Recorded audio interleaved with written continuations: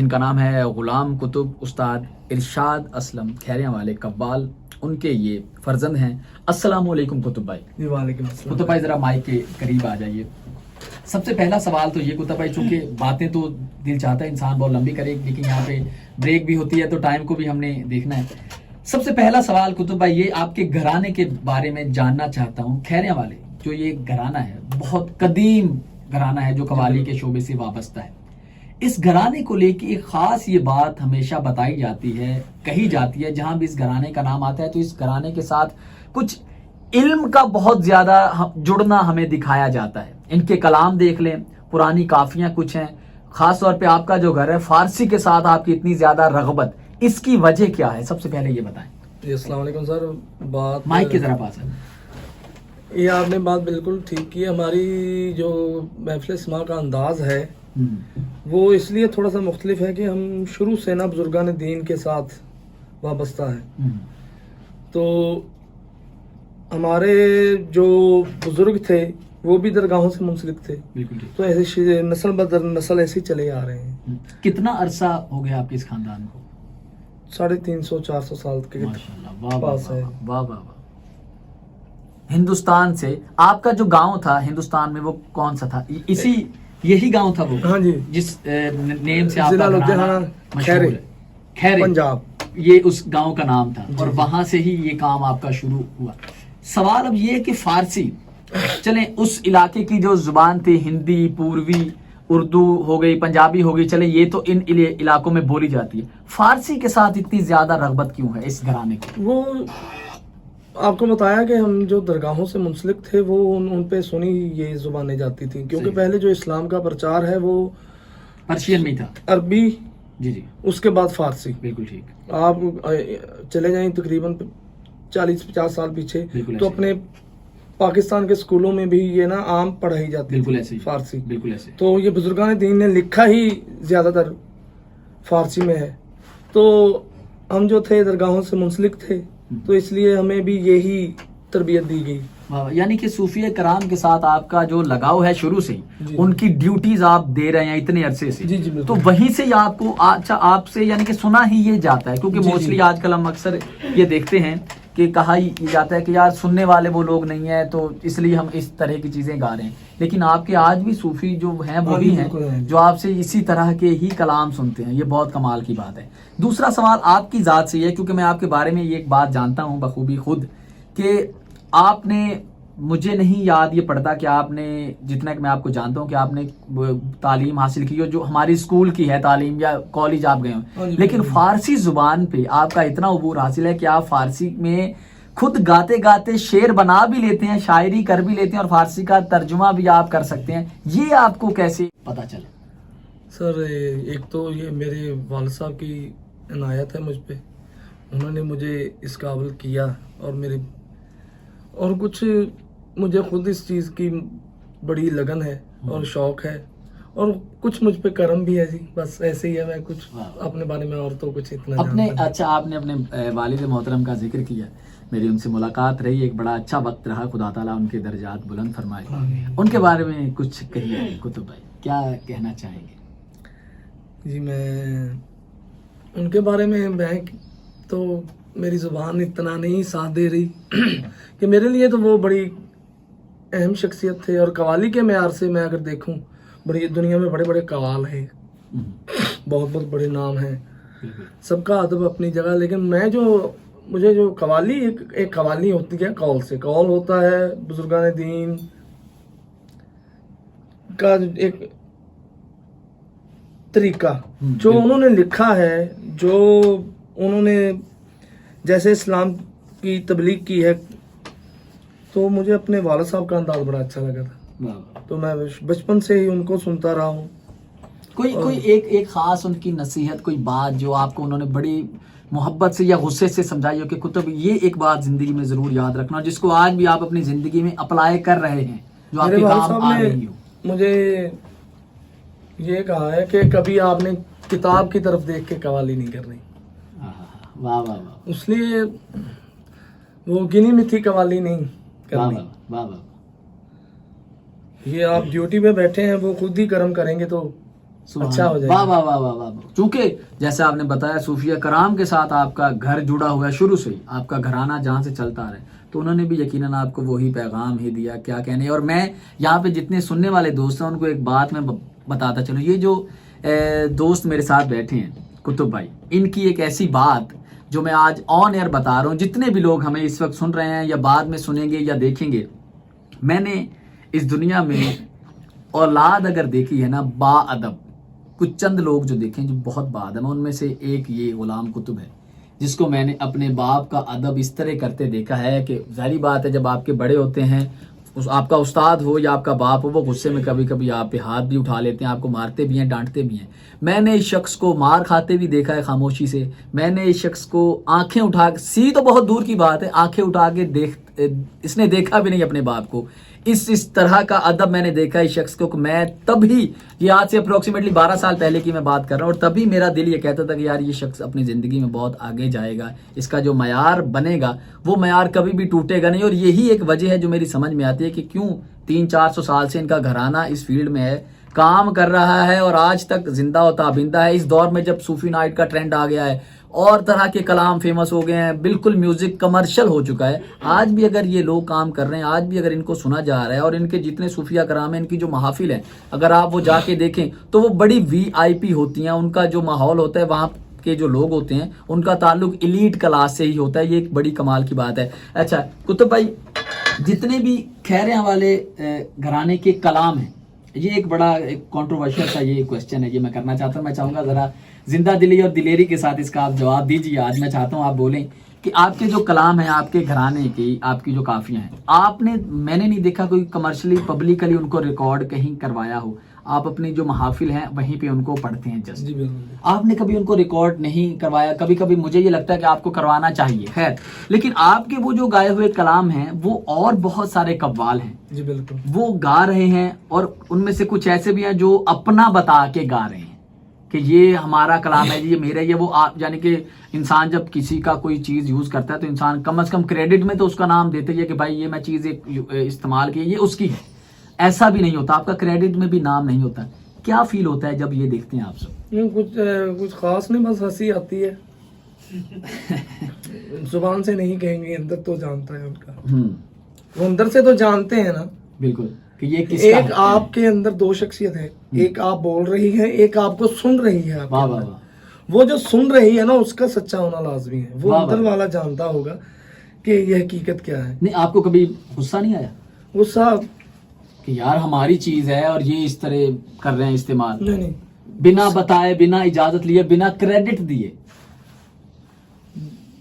Sir ये जो हमारी फील्ड है ना, इसमें ज्यादातर ऐसे ही काम चलता है, चोरियां होती हैं। चोरियां होती हैं जी। लेकिन कुतुब भाई, क्यों ऐसा क्यों है कि आप अपने जो कलाम हैं वो वाले जो लोग भी अब गाने लगे, आप क्यों नहीं उसको कमर्शियली गा रहे? लेकिन जो लोग गा रहे हैं ना, वो भी नातमा है, यानी कि मुकम्मल नहीं है उनके। मुकम्मल तो जाहिर बात है, चूंकि आपका तो आपके पास ही होगा। जब कभी बात होगी तो मुकम्मल की बात मैं करूंगा, फिर सुनाएंगे जो मैं फिर पता करूंगा फिर किनके पास है, ये किनका कलाम है। अरे वाह वाह वाह। ले जी, तो जितने भी लोग इस तरह करते हैं, यकीनन आप गाइए, अगर आपको अच्छा लग रहा है किसी का कलाम आप गाइए। आजकल सूफी नाइट चल रही है ना, तो ऑन ईयर बात कर रहा हूँ कि सभी कवाल जो गा रहे हैं वो खान साहब नुसरत फतेह अली खान साहब को गा रहे हैं। बिल्कुल, कोई शक नहीं है इसमें, कोई शक नहीं। ठीक है जी। तो जिसका गाइए उसके गुण गाइए, जिसका खाइए उसके गुण गाइए, ये जिनका हो उनका नाम लेना चाहिए। बिल्कुल सही। इसमें हद तक नहीं है। आप अगर आपकी कोई चीज अच्छी मुझे लगी है, अगर मेरे काम की है, तो मैं आपसे मांग सकता हूँ। इनफैक्ट मुझे ये लगता है कि आप अगर किसी का नाम लेंगे तो इससे आपकी इज्जत में इजाफा होगा, आपका ज़र्फ बड़ा होगा, लोग आपको मजीद अच्छी नजरों से देखेंगे। लेकिन यहाँ पे हम चूंकि खुद ही क्रिएटर हैं, तो हम चाहते हैं हर क्रिएटिविटी की जो है वो क्रेडिट हम खुद ही लें। खैर, अभी एक छोटा सा ब्रेक है, मिलते हैं ब्रेक के बाद, और फिर कुतुब भाई से एक बहुत ही कमाल का कलाम सुनेंगे। कहीं मत जाइएगा, स्टे ट्यून 103 के कव्वाल गुलाम कुतुब उस्ताद इरशाद असलम खैरिया वाले, उनके फर्जंद, और बहुत ही प्यारी प्यारी ये बातें भी हैं इनकी और कलाम भी हमें सुना रहे हैं। चूँकि अभी हमने ब्रेक पे जाने से पहले इनके घराने के बारे में बात की, बहुत इल्मी घराना है, फ़ारसी ज़ुबान के साथ इनकी रग़बत बहुत ही ज़्यादा है। सो अभी फ़ारसी ही ज़ुबान का एक बहुत ही इल्मी और बहुत ही प्यारा एक कलाम हमें सुनाने जा रहे हैं गुलाम कुतुब भाई। ओवर टू गुलाम कुतुब।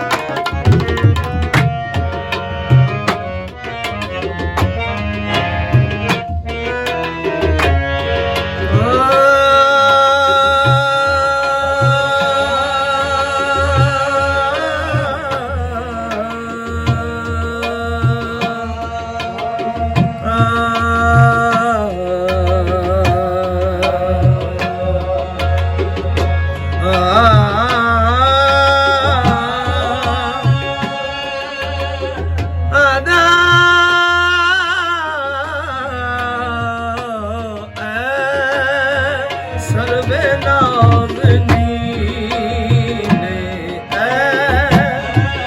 सर्वे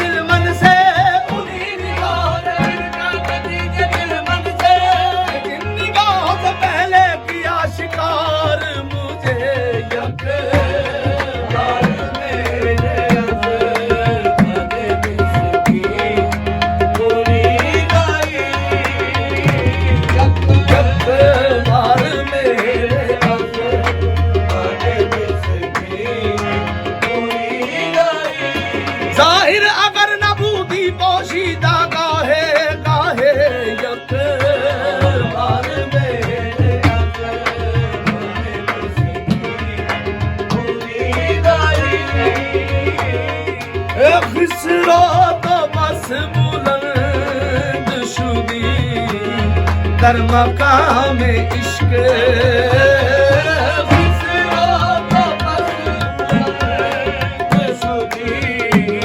در مقام عشق بسرات بس بلند شدی در مقام عشق گویا بابا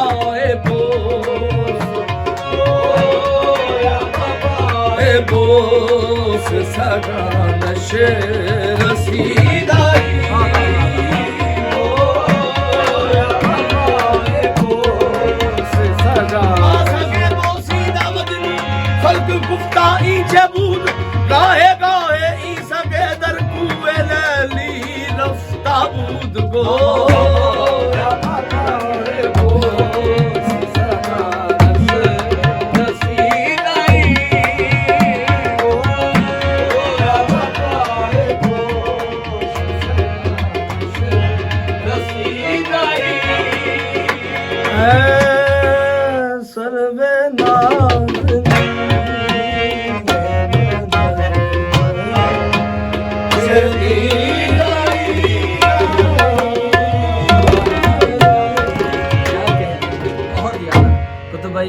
کیا ہی بات ہے، سبحان اللہ. اور آپ نے جس طرح بتایا، جو تعارف کروایا، یقیناً اس پہ مکمل پورا اتر بھی رہے ہیں آپ.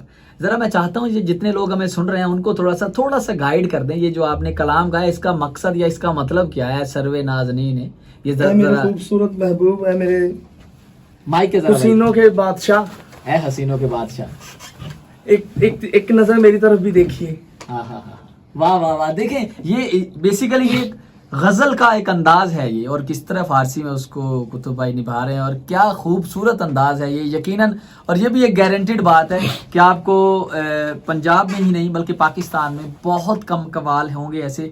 آئی ہوپ کہ سندھ والی سائڈ پہ کچھ گھرانے ایسے بیٹھے ہیں ابھی، وگرنہ آپ کو بہت کم ایسے گھرانے ملیں گے، ایسے قوال ملیں گے جو اس انداز کا کام اور اس انداز کا معیار رکھتے ہوں گے علمی حوالے سے. ایک چھوٹا سا بریک ہے، ملتے ہیں بریک کے بعد، کہیں مت جائیے گا. Stay tune 103.